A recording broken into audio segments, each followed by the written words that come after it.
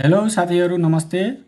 म मनोज पण्डित र आज फेरि हेल्थ लोकसेवा रिलेटेड जस्तै एचए स्टाफ नर्स सिएमए अनमको लागि मोस्ट इम्पोर्टेन्ट टपिक लिएर आएको छु र आजको हाम्रो टपिक रहेछ डिफरेन्ट बिट्विन डिपो प्रोभेरा एन्ड साइनाप्रेस। आज हामी डिपो प्रोभेरा र साइनाप्रेसको फरकको बारेमा पढ्छौँ।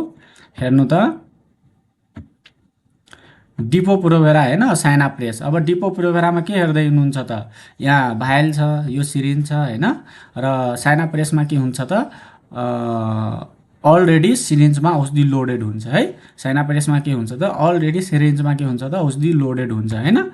र अब कम्पोजिसनको कुरा गर्नुहुन्छ भने कम्पोजिसन हेर्नु त, डिपो प्रोभेराको कम्पोजिसन के हो त मेड्रोक्सी प्रोजेस्टोन एसिटेट होइन, र साइनाप्रेसको कम्पोजिसन पनि त्यही हो मेड्रोक्सी प्रोजेस्टोन एसिटेट। भन्नुको अर्थ दुवैमा के हुन्छ त प्रोजेस्टोनै हुन्छ है।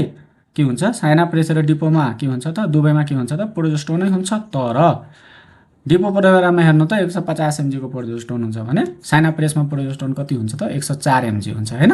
सस्पेन्सनको कुरा गर्नुहुन्छ भने सस्पेन्सन हेर्नु त डिपो प्रोभेरा 1 ml मा आउँछ भने साइनाप्रेस के हो त 0.65 ml मा आउँछ है। 0.65 ml मा आउँछ र डिपो प्रोभेरा भनेको स्वास्थ्यकर्मीले लगाइदिनु पर्ने हुन्छ है। सेवाग्राहीलाई स्वास्थ्यकर्मीले लगाइदिनु पर्ने हुन्छ भने साइनाप्रेस के हो त सेवाग्राहीले आफै लगाउन सक्ने के आफ्नो बडीमा आफै इन्जेक्ट गर्न सक्ने होइन। ल अब अर्को फरक हेर्नु त के रहेछ, डिपो प्रोभेरा औषधि सिरिन्जले तानेर दिनुपर्छ होइन। भाइल हुन्छ, भाइलमा औषधि हुन्छ र सिरिन्जले के गर्नुपर्छ त औषधिलाई तानेर दिनुपर्छ होइन। तर साइनाप्रेस हेर्नु त सिरिन्ज सहित लगाउन तयारी अवस्थामा हुन्छ है। अलरेडी के हुन्छ त लोडेड सिरिन्ज हुन्छ, प्रिफिल्ड सिरिन्ज हुन्छ है। ल अब डिपो प्रोभेरा दिने सुई होइन, सुईको निडल कस्तो हुँदो रहेछ, साइनाप्रेस दिने सुईको निडल कस्तो रहेछ होइन। त डिपो प्रोभेराको हेर्नु त निडल कस्तो हुन्छ त लामो हुन्छ, लामो सुई हुन्छ होइन। र साइनाप्रेसको के हुन्छ त छोटो सुई हुन्छ। अब डिपो प्रोभेराको 22 गजको निडल हुन्छ भने साइनाप्रेसको के हुन्छ त 26 गजको निडल हुन्छ होइन। अब डिपो प्रोभेराको हेर्नु त 1 अथवा हाफ इन्च के हुन्छ त निडल हुन्छ, 1.5 इन्चको के हुन्छ त निडल हुन्छ भने साइनाप्रेसको के हुन्छ त 3/8 होइन इन्च निडल हुन्छ अथवा 9.5 mm को के हुन्छ त निडल हुन्छ है। ल अब रुटको कुरा गर्नुहुन्छ भने रुटमा हेर्नु त डिपो प्रोभेरा भनेको आइएम लगाउनुपर्छ होइन। डिपो प्रोभेरा भनेको इन्ट्रामस्कुलर लगाउनुपर्छ भने साइनाप्रेस के हो त सबकिटानस होइन, सबकिटानस एससी लगाउनुपर्छ, सबकिटानस लगाउनुपर्छ।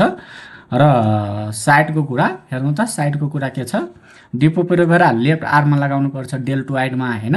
र साइनाप्रेस भनेको त अलरेडी लोडेड हुन्छ नि त, बिरामी आफ्नो बडीमा आफै इन्जेक्ट गर्न सक्छ होइन।